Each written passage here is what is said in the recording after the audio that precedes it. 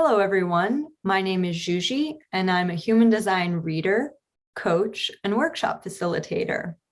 Welcome to my channel, HD by Z, where we explore all areas of life through the human design system.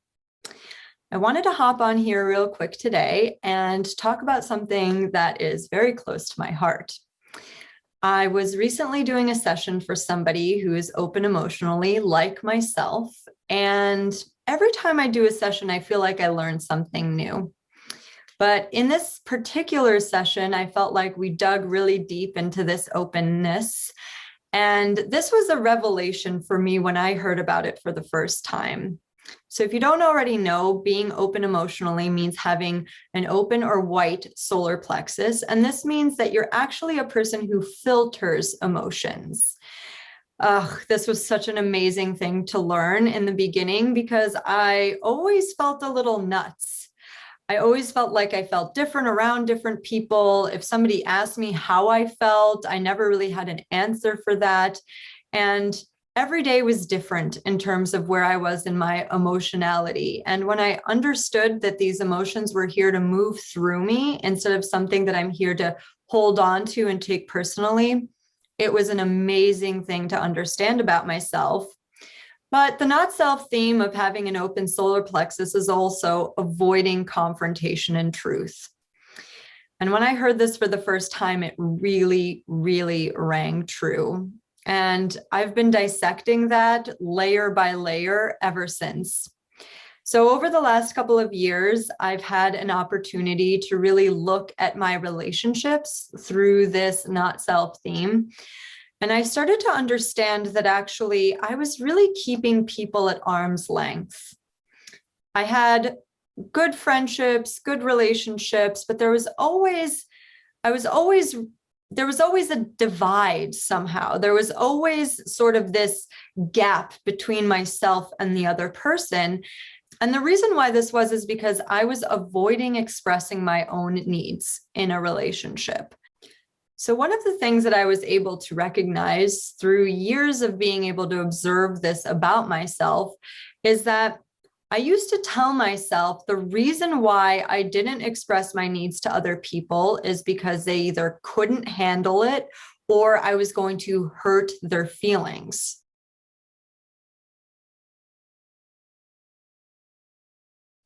So what happens? Something in the relationship, crosses a boundary, or something about the way that they speak to you or behave isn't sitting well with you. And instead of addressing it right away, instead of getting it over with, if you will, and having the confrontation, an open emotional person tends to say, it's not worth it.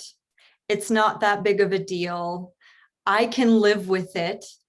And then we file that away in some deep, dark corner of our mind and we move on. And then something else happens and you do the same thing. You sort of stuff down your feelings about it, keeping the peace, not wanting to cause a problem in the relationship, and then you file it away. And this can go on for years. You can keep filing things away in the back of your mind, and then inevitably something happens, some event, or even just, something small, and it's the straw that breaks the camel's back. Because now you have a warehouse full of files on this person. You have a litany of grievances about your relationship, except they're all in your head. Your partner has no idea that this is going on. They have no idea that there was a problem in the first place.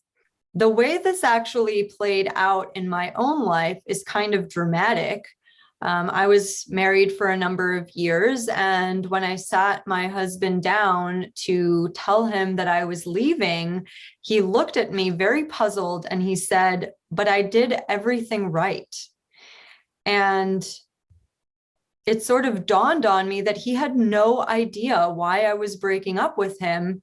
And to be honest with you, I couldn't tell you one specific reason why we were breaking up either.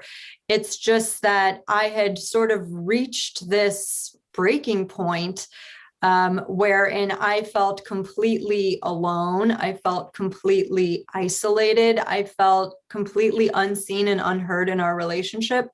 But guess what? That was my fault. I was the one that facilitated us having this kind of relationship because I had a warehouse full of files of all of the things that weren't working for me in our relationship, and he had no idea. So he just kept repeating, but I did everything right, but I did everything right. And actually, I was really mad at him for a number of years after the breakup because I was like, I pointed to that and said, see, he had no idea what was going on. And it dawned on me during that session that I had with this client that no, it was actually my fault that he had no idea what he had done wrong because I never told him. So how could he have known? How could he have course corrected? How could he have been a better partner to me if I couldn't even express what I needed from him?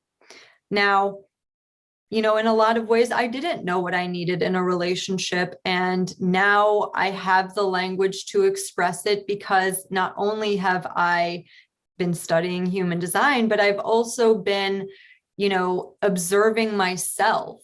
I gave myself the time and space to be single. I gave myself some time to become more aware of myself and my habits and my desires, and really consider what I wanted in a partner instead of just sort of like flying by night and seeing what happens. I could go into my next relationship with intention and purpose.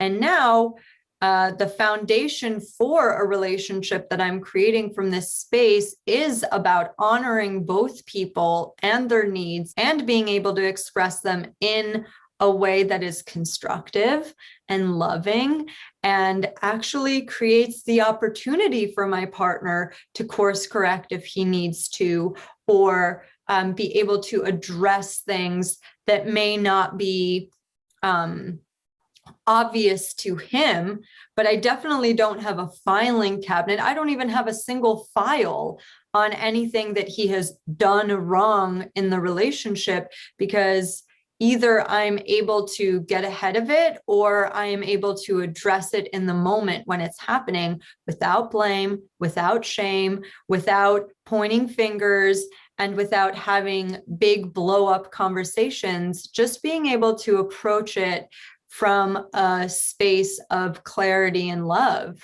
So I hope this was helpful. I hope you enjoyed this video. If you did, please press like and subscribe, and I'll see you next time.